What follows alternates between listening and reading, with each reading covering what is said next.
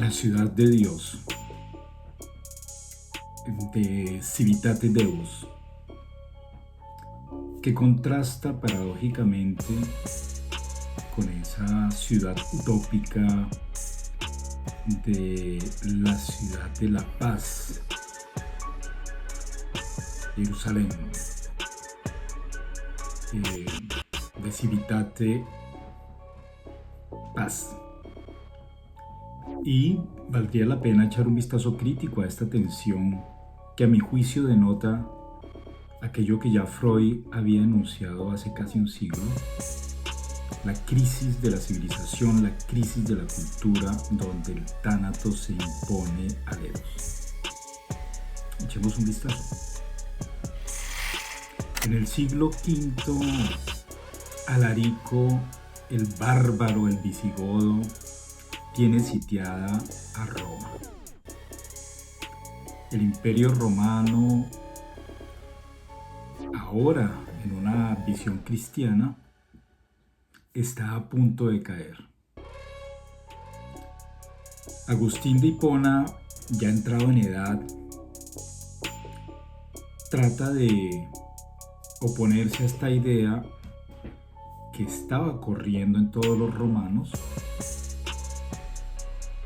que insistía en que la ciudad y Roma, como el Imperio Romano, estaba cayendo a mano de los bárbaros de Alarico el visigodo, por la sencilla razón que los dioses habían desertado de Roma y el dios cristiano pues no la protegía. Esto ponía en jaque a la tradición cristiana, que ya llevaba 400, poco más de 400 buenos años haciendo camino. Y por supuesto, Agustín de Hipona hace una reflexión filosófica magistral para demostrar que si Roma había caído a mano de los bárbaros, no era un asunto de Dios simplemente, sino de los romanos, culpa de los romanos. ¿Por qué? Por seguir creyendo que en los antiguos dioses los iban a salvar. Pero no solamente era necesario mostrarle a los romanos, ya cristianizados algunos de ellos, este asunto, sino que tenía que demostrar que esta tesis era válida. Y para ello Agustín de Hipona acude a una distinción brillante para decir que hay dos suertes de ciudades: una ciudad terrenal, material, y otra ciudad celestial, inmaterial.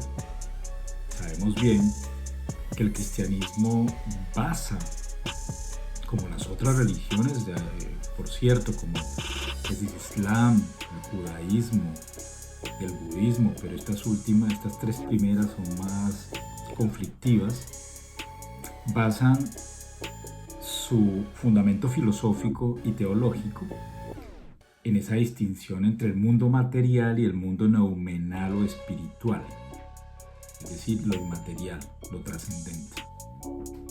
Estas dos ciudades entonces darían la clave para convencer a los romanos que si caía la ciudad de Dios, que en ese momento era Roma, era una culpa de los romanos por sus costumbres, por el pecado, por no dedicarle demasiado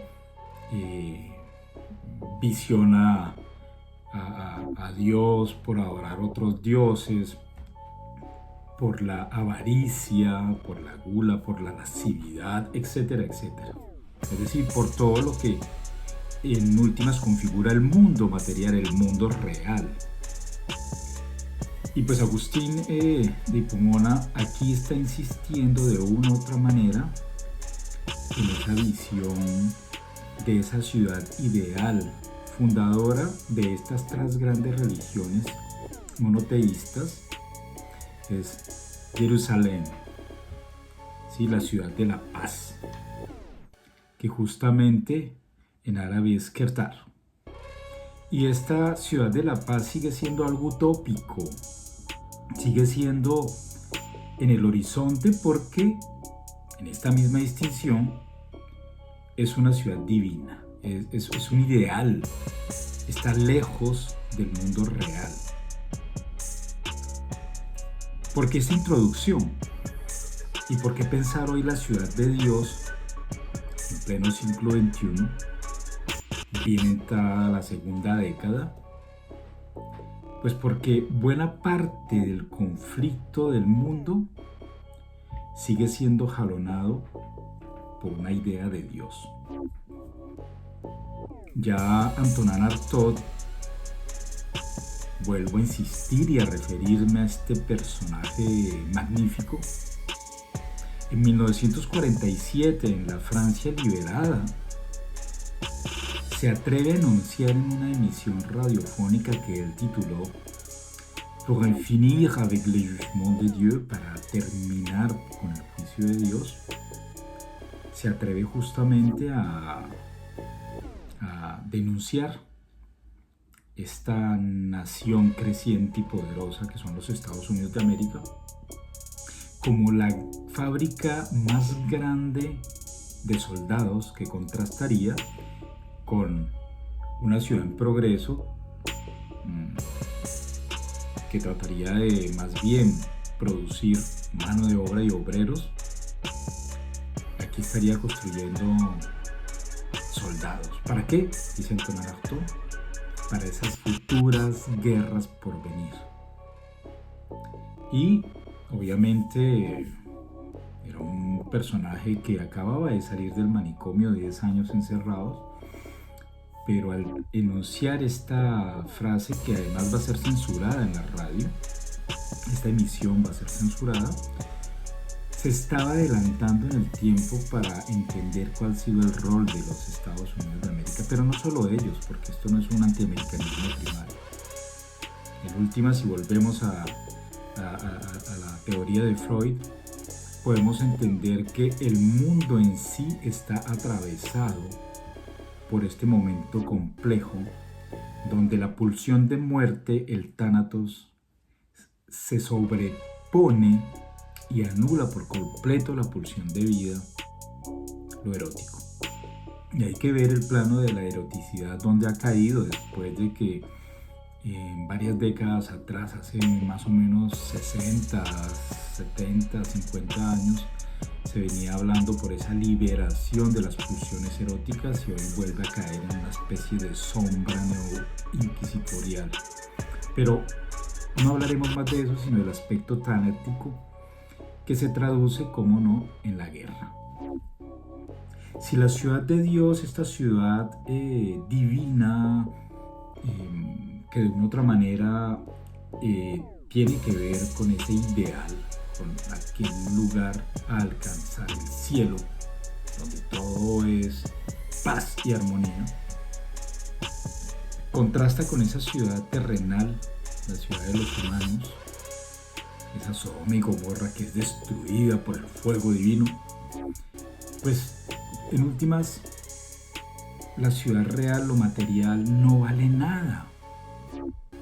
Por esa razón, el conflicto naciente, que a mi juicio da paso, como lo he enunciado varias veces, incluso en momentos prepandémicos, es el inicio de la Tercera Guerra Mundial, que ya comenzó. Y además, Rusia y Ucrania, pues vemos como las ciudades, particularmente las ucranianas, son destruidas. Y ni qué decir del conflicto más reciente entre Israel y Palestina, donde Gaza ha sido, una vez más, pero esta vez frente a la pasividad de la comunidad internacional, arrasada. La ciudad de los humanos, la morada del hombre, donde mora el ser humano, el ser viviente, es arrasada. Eso sí, como un ángel enviado de Dios, se les anuncia a los mortales que deben salir de ahí. Así aconteció en Sodoma y Gomorra. El que no salga de ahí y el que se atreva a mirar atrás tendrá un castigo divino. Y lo hemos visto. ¿Qué significa? La mujer sin nombre, que para mí es una verdadera heroína, la esposa de Lot, la Biblia no le da un nombre, simplemente la enuncia como la esposa de Lot, se atreve a mirar atrás. Y ese mirar atrás nos debe interpelar a nosotros, porque la actualidad, atravesada por esa inmediatez que fagocita la conciencia y nos impide pensar, adormeciendo justamente el raciocinio. Y la esposa de Lot, esta heroína que se atreve a mirar atrás y ve cómo su ciudad terrenal cae en ruinas, incinerada y arrasada por ese fuego divino que cae desde lo alto, se asemeja mucho al Angelus Novus, este ángel nuevo anunciador, el ángel de la historia, del cual Walter Benjamin ya nos había hablado en las tesis de la historia. Mirar atrás. Y hay que mirar atrás para comprender aquello que la inmediatez de los medios de comunicación, de anestesiamiento colectivo contemporáneo, nos impide comprender. Es decir, la tragedia que se vive hoy en el mundo, particularmente en el Medio Oriente y en esa frontera entre Rusia y Europa, porque Ucrania sirve de comodín, tiene que ver con ese enraizamiento de lo que acontece atrás. Es decir, esto no es de lo de hace un año, de lo del 7 de octubre del 2023, que despertó un capítulo más de una violencia atávica enraizada. Esta ciudad de la paz de Civitate Pax, el Jerusalén, ha sido tierra de conflicto desde siglos atrás. Saladín la reconquista, recuerden ustedes, los cruzados la buscan como esa ciudad perdida en la época medieval. Varios conflictos a lo largo de la historia que se agudizan en la época moderna, ¿sí? En la Primera Guerra Mundial, luego de ser esto dominio de los otomanos, los británicos aprovechan ese conflicto y echan mano a estas tierras y se la otorgan a los palestinos que estaban bajo el protectorado de los británicos. Los franceses también tienen mucho que ver en esta visión colonial imperial. El Líbano, por ejemplo, y el resto de países que no tenían esa noción de nación, porque la mayoría estaban constituidos por familias nómadas. Y también entendamos que aquí hay algo bien interesante en esta visión hacia atrás, porque es en la Segunda Guerra Mundial donde se reactiva esa visión británica de lucha permanente con los otomanos, y los hijos de Sión, que son perseguidos en Europa y configuran desde finales del 19 y comienzos del 20 lo que es el sionismo, son apoyados por los británicos como brazo armado para combatir a los otomanos. Entonces, como parte de ese regalo, esto lo vamos a analizar en un próximo vistazo crítico, cuando hablemos de las diferencias del sionismo cultural y el sionismo agrícola, logramos entender que lo que se vive hoy en el Medio Oriente pues no es algo aislado. Y esta república islamista, lo que es Irán, ¿qué? Para aquellos que tienden a olvidar la historia, recordemos que la nación de los ayatollah viene apoyada particularmente por Occidente y Estados Unidos, cuando Irán, la antigua Persia,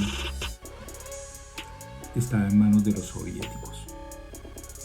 Sí, contexto de Guerra Fría, y había que sacar a estos soviéticos que desconfiaban de la religión porque la consideraban el opio del pueblo, y se fortalece esta idea de la religión sagrada con el Islam, y aparece un actor muy poderoso que luego se independiza y el monstruo se crece con esa famosa revolución islámica. Y ahí aparecen más tarde esas ramas, ¿no? El partido de Dios. ¿Qué significa el Hezbollah? Un partido de Dios. Sí,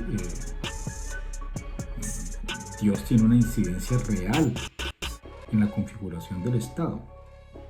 Cuando quizás, aunque nos parezca algo risorio la tesis de Agustín de Hipona, él había dado la posibilidad del distanciamiento entre la religión y el Estado, creando esa distinción entre lo nominal y la política real terrenal. En esa distinción entre la religión y el Estado, acá se crea una función fundamental, es decir, el Islam cree ciegamente en esa configuración de no solamente a través del partido de Dios, sino también de lo que sería ese estado de Dios. Y a eso se le agrega aquellos que se dicen laicos, pero que van configurando esa idea de la victoria y de la unión, ¿no? Con el Likud, de la gran unión, y configuran ese gran Estado de Israel que hace parte de esa tierra prometida. ¿Y prometida por quién? ¿Quién les prometió esa tierra? Buena parte de eso los británicos, por supuesto, pero además Dios. Entonces, en ese conflicto de creencias, la visión cristiana pues quedó más relegada con la autoridad palestina, que tenía esa configuración del cristianismo y que convivía en estas tres religiones en la ciudad de la paz, que era Jerusalén. Es así la situación. Entonces por eso vemos cómo el fuego divino atraviesa el desierto y cae a manera de drones destructores y bombas de un lado a otro, y se arrasan ciudades y se les avisa como un ángel vengador: cuidado, tienen que dejar sus moradas porque van a ser destruidas. Y la destrucción viene de arriba del cielo. Las imágenes de Sodoma y Gomorra y la destrucción alimentó mucho el imaginario colectivo a lo largo de la historia. Hermosas y trágicas pinturas se hicieron de estas ciudades en llamas. Pero viendo algunos fotogramas de las guerras más recientes, como la de Yugoslavia, donde la OTAN bombardea justamente Kosovo, y esas imágenes de guerra, o las más recientes en el Líbano o incluso en Gaza, o las de la frontera con Rusia y Ucrania, vemos cómo ese fuego divino transformado en bombas de destrucción masiva pues termina configurando aún más que la ciudad de los humanos, la ciudad material, la ciudad real, poco importa, porque hay un más allá, una tierra prometida celestial, una ciudad idílica que no existe pero está configurada en el imaginario de buena parte de la humanidad, y por lo tanto la guerra lo puede todo. Tierra arrasada para volver a construir esa ciudad de Dios. Y Antonin Artaud ya nos lo decía de manera magistral, que se ha creado justamente una imagen, una nueva idea de Dios, y esto tiene la forma de un virus. Por lo tanto, en épocas prepandémicas, con la estrategia de guerra liderada por Estados Unidos y la OTAN, Europa Defender, se puso en marcha todo esto que hoy estamos viendo. ¿Será que los señores de la guerra se dejarán tentar por la guerra nuclear? ¿Será que los señores de la guerra se dejarán tentar por algo terrible, aún prohibido por el derecho internacional, que es la guerra biológica? Ya sabemos qué significa vivir confinados un buen tiempo, ya hicieron el experimento y por lo tanto estamos así un dedillo para que esto sea realidad. Entonces la ciudad de Dios habla de esta distinción entre lo terrenal y lo etéreo, pero también habla del derecho, habla de la ley de los humanos y la ley divina, aquella que hace una distinción entre el bien y el mal, dónde están los buenos y dónde están los malos. ¿Quién configura esa idea del mal? El eje del mal se dice políticamente, configurado, recordemos, en esa época por George Padre y George, el eje del mal. Y del otro lado también ven como impíos, moralistas y como el mal encarnado. ¿Cuál es esta idea del bien? ¿Y quién se abroga la idea de tentar el bien para destruir a aquel que detenta el mal encarnado, decíamos en alguna ocasión? ¿Cuál es el rostro del mal y cuál es el rostro del bien? Nietzsche decía con justeza que hay una tensión y que hay que ir más allá del bien y del mal. Que esa tensión de contrarios como el cielo y la tierra, lo bueno y lo malo, etcétera, etcétera, hay que abolirla. Hay que terminar con esas tensiones. De lo contrario, la paz seguirá siendo una utopía.